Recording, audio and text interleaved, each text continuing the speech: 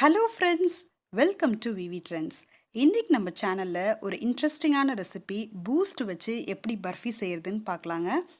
அதுக்கு boost packet வந்து 5 rupees packet 2 எடுத்திருக்கேன்.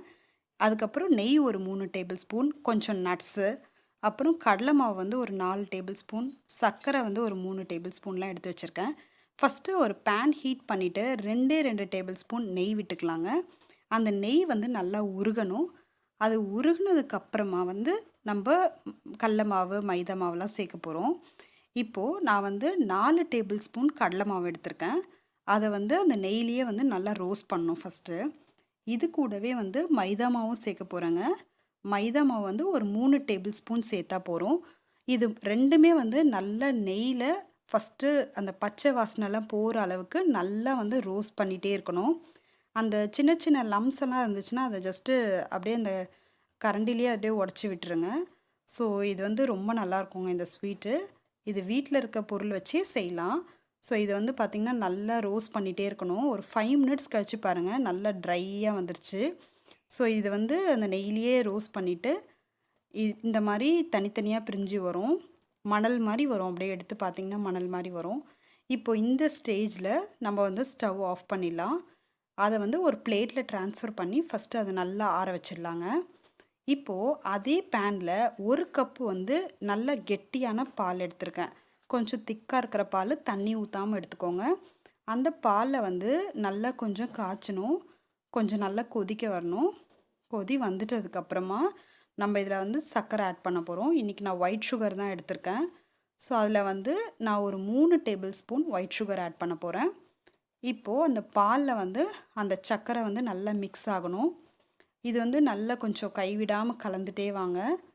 இந்த பால் வந்து கொஞ்சம் திக்காக ஆரம்பிக்கணும். அதுக்கப்புறம் தான் நம்ம எல்லாம் சேர்க்கணும். இப்போது லோ டு மீடியம் ஃப்ளேம்லேயே வச்சுட்டு அதை வந்து நல்லா கண்டினியூஸாக மிக்ஸ் பண்ணிகிட்டே இருங்க. இப்போ பாருங்கள், அந்த ஏடெல்லாம் ஃபார்ம் ஆகிருக்கு. அதெல்லாம் எடுத்து விட்டு நல்லா கலந்துகிட்டே இருக்கணும். ஓரளவுக்கு நல்லா திக்கான உடனே இப்போது பாருங்கள், ஓரளவு நல்லா திக்காயிடுச்சு. இந்த மாதிரி ஸ்டேஜ் வந்ததுக்கப்புறமா நம்ம வந்து மற்ற பொருள்லாம் ஆட் பண்ணிக்கலாம். இந்த ரெசிப்பியில் வந்து பார்த்திங்கன்னா வீட்டில் என்னென்ன பொருள் இருக்கோ அதை வச்சு தான் செய்ய போகிறோம். நம்ம எதுவும் புதுசாக வாங்கணுன்னு அவசியம் இல்லை. ஸோ இது வந்து எல்லார் வீட்லேயுமே ஈஸியாக இருக்கிற இன்க்ரீடியன்ட்ஸ் வச்சு தான் செய்ய போகிறோம். இப்போ அதுக்குள்ளே நம்ம பூஸ்ட் 2 பேக்கெட்டில் கொஞ்சமாக பால் ஊற்றி நான் மிக்ஸ் பண்ணி வச்சுக்கிறேன். அதை நல்லா கரைச்சி வச்சுக்கலாம். ஏன்னா நம்ம அப்படியே பூஸ்ட் போட்டோம்னா நம்ம அப்படியே கட்டி கட்டி ஆகிடும். அதனால் அதை கரைச்சி நான் தனியாக எடுத்து வச்சுக்கிறேன் அந்த பால் கொதிக்கிறதுக்குள்ளே. இப்போ இதுக்கு வந்து சூடாக இருக்கிற பால் ஊற்றணும்னு அவசியம் இல்லை. காய்ச்சி ஆற வச்ச பால் தான் நான் ஊற்றிருக்கேன். இப்போது அந்த பால் நல்லா கொதிச்சுட்டே இருக்குது பார்த்தீங்களா? இந்த ஸ்டேஜில் நம்ம வறுத்து வச்ச கடல மாவும் மைதா மாவும் நான் சேர்த்துக்க போகிறேன். இப்போ பாருங்கள், நல்லா அந்த ரோஸ்ட் பண்ணி வச்சதுனால கொஞ்சம் நல்லா கொஞ்சம் நல்லா வந்திருக்கு. இப்போ வந்து அதை அந்த பால்லையே போட்டு நல்லா மிக்ஸ் பண்ணணும். கொஞ்சம் இது மிக்ஸ் பண்ணும்போது உங்களுக்கு கட்டி கட்டியாக இருக்க மாதிரி இருக்கும். ஆனால் நீங்கள் அதை வந்து லோ ஃப்ளேமில் வச்சு நீங்கள் அதை மிக்ஸ் பண்ணும்போது அதுக்கப்புறம் சரியாயிடும். நல்லா கொஞ்சம் ஃபாஸ்ட்டாக வச்சு கலருங்க. இப்போ பாருங்கள், நல்லா கலந்துட்ட உடனே நான் அந்த பூஸ்ட் வந்து கலந்து வச்சுருக்கேன் இல்லைங்களா, அதையும் நான் ஊற்றிக்கிறேன். இப்போது அதையும் ஊற்றிட்டு இது கூட இன்னும் கொஞ்சம் தண்ணி வேணும். அதனால் தண்ணி வந்து ஒரு 3 டேபிள் ஸ்பூன் நான் ஆட் பண்ணிக்கிறேன். இப்போது இதெல்லாத்தையும் போட்டு நல்லா கைவிடாமல் கொஞ்சம் கலந்துகிட்டே வரணும். ஃப்ளேம் வந்து கொஞ்சம் லோ டு மீடியம்லேயே வச்சுக்கோங்க, இல்லைனா கொஞ்சம் அடி பிடிச்ச மாதிரி ஆகிடும். ஸோ இது நல்லா மிக்ஸ் பண்ணிகிட்டே வரேன் நான். இப்போது கைவிடாமல் கொஞ்சம் நல்லா மிக்ஸ் பண்ணிகிட்டே வரலாம். இந்த ஸ்டேஜில் வந்து நம்ம நெய் ஆட் பண்ணணுன்னு அவசியம் இல்லை, கொஞ்சம் கெட்டி ஆகட்டும். இந்த ரெசிபிக்கு வந்து அவ்வளோவா நெய்யெல்லாம் தேவைப்படாதுங்க. இப்போ பாருங்கள், நல்லா மிக்ஸ் பண்ணிவிட்டு ஒரு 5 நிமிஷம் கலந்த உடனே இந்த மாதிரி திக்காக இருக்குல்ல, இந்த ஸ்டேஜில் ஒரு 3 டேபிள் ஸ்பூன் தண்ணி ஆட் பண்ணிக்கலாம்.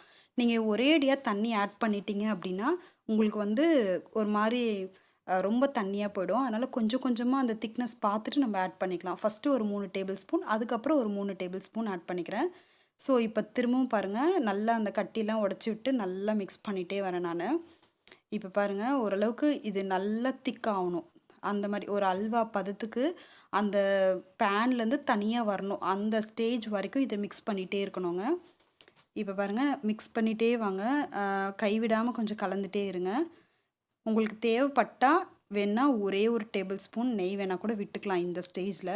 இப்போ பாருங்கள், நல்லா மிக்ஸ் ஆயிடுச்சு. இது வந்து கொஞ்சம் நல்லா திக் ஆகிட்டே வருது பாருங்கள் ஃபஸ்ட்டை விட.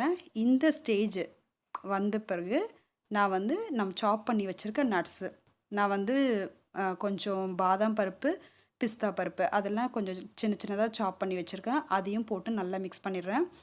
இப்போது தேவைப்பட்டால் உங்களுக்கு வந்து ஒரு டேபிள் ஸ்பூன் நெய் விட்டுக்கலாம். இப்போ பாருங்கள் நல்லா மிக்ஸ் பண்ணிகிட்டே வரேன் நான். இந்த மாதிரி பேன்லேருந்து நம்மளுக்கு தனியாக வரணும், அதுதான் கரெக்டான ஸ்டேஜு. ரொம்ப நீங்கள் கெட்டியாகிடுச்சுன்னா உங்களுக்கு கொஞ்சம் ஹார்டாக இருக்கும் பர்ஃபி. ஸோ அதனால் ஓரளவு கொஞ்சம் நல்லா தொட்டு பார்த்திங்கன்னா உங்களுக்கு ஒட்டாமல் இருக்கணும், ஸ்டிக்கினஸ் இருக்கக்கூடாது. அட் த சேம் டைம் கொஞ்சம் இலகுனா மாதிரி இருக்கணும், அதுதான் கரெக்டான பதம். இப்போ பாருங்கள் எனக்கு கொஞ்சம் ஒட்டாமல் கொஞ்சம் நல்லா பிரிஞ்சு வருது பாருங்கள் பேன்லேருந்து. இந்த மாதிரி ஸ்டேஜ் வந்ததுக்கப்புறம் தான் பாருங்கள் இந்த மாதிரி ஸ்டேஜ் வந்ததுக்கப்புறம் நான் வந்து ஏலக்காய் தூளில் ஏலக்காய் 2ம் கொஞ்சமாக ஒரு டேபிள் ஸ்பூன் சர்க்கரையும் போட்டு அடித்து அதை போட்டிருக்கேங்க. ஏன்னா நம்ம ஏலக்காய் வந்து அப்படியே போட்டோன்னா அதை விட சர்க்கரையோடு போடும்போது இன்னும் கொஞ்சம் ஸ்மெல் நல்லாயிருக்கும். அட் த சேம் டைம் நல்லா சீக்கிரம் பொடியாகும். இப்போ அதை வந்து நான் ஒரு பிளேட்டில் ட்ரான்ஸ்ஃபர் பண்ணி நல்லா லெவல் பண்ணிக்க போகிறேன். இப்போது ஒரு மூடியில் கொஞ்சமாக நெய் விட்டு தடவிட்டு அதை வந்து பேக் போர்ஷனில் தடவிட்டு அதை அப்படியே வந்து ப்ரெஸ் பண்ண போகிறேன். ஸோ உங்களுக்கு ஏர் பபிள்ஸ் இருந்தாலும் வராது. அட் த சேம் டைம் அந்த பர்ஃபியும் நல்லா செட் ஆகும். இப்போ பாருங்கள் மெதுவாக ப்ரெஸ் பண்ணிகிட்டே வரேன் நான். இப்போ அது நல்லா அந்த பிளேட்டில் நல்லா ஃபிக்ஸ் ஆகிடுச்சு எல்லா சைடும். இது கொஞ்சம் சூடு இருக்கும்போதே பண்ணிவிடுங்க, இல்லைனா அது ஒரு மாதிரி ஆகிடும். ஸோ இப்போ எல்லா சைட்லேயும் இது படுற மாதிரி நல்லா ஸ்ப்ரெட் பண்ணி விட்டுட்டேன். இப்போது நம்ம வந்து கொஞ்சம் நட்ஸ் ஆட் பண்ண போகிறோம். உங்கள்கிட்ட என்னென்ன நட்ஸ் இருக்கோ அதெல்லாம் நம்ம சாய்ஸ் தான். நான் வந்து பிஸ்தா பாதாம் எல்லாம் கொஞ்சம் சின்ன சின்னதாக சாப் பண்ணி வச்சுருக்கேன். ஸோ அதையும் போட்டு நல்லா ஸ்ப்ரெட் பண்ணிவிட்டு திரும்பவும் அந்த மூடி வச்சுருக்கோம் இல்லைங்களா, அதில் நெய் தடவுனது அதுலேயே வச்சு ஜஸ்ட் ஒரு ப்ரெஸ் கொடுக்க போகிறேன். ஸோ அந்த நட்ஸ் எல்லாம் வந்து நல்லா அதில் நல்லா இதாகிடும், சேர்ந்து வந்துடும். இப்போது இது கொஞ்ச நேரம் ஆறட்டும் நல்லா. இது நல்லா ஆறுனதுக்கப்புறமா நான் வந்து பீஸ் போட்டுக்க போகிறேன். நைஃப் வச்சு நல்லா சின்ன சின்ன பீஸாக போட்டு எடுத்துட்டேன். சூப்பராக வந்துருச்சு பாருங்கள். நம்மளோட பூஸ்ட் பர்ஃபி ரொம்ப எக்ஸலண்ட்டாக ரெடி ஆகிடுச்சு. இது ரொம்ப சிம்பிளான இன்க்ரீடியன்ட்ஸ் வச்சு செய்யலாம். இந்த வீடியோ உங்களுக்கு பிடிச்சிருக்கோன்னு நினைக்கிறேன். நெக்ஸ்ட்டு நம்ம சூப்பரான ஒரு வீடியோவில் பார்க்கலாம். பை.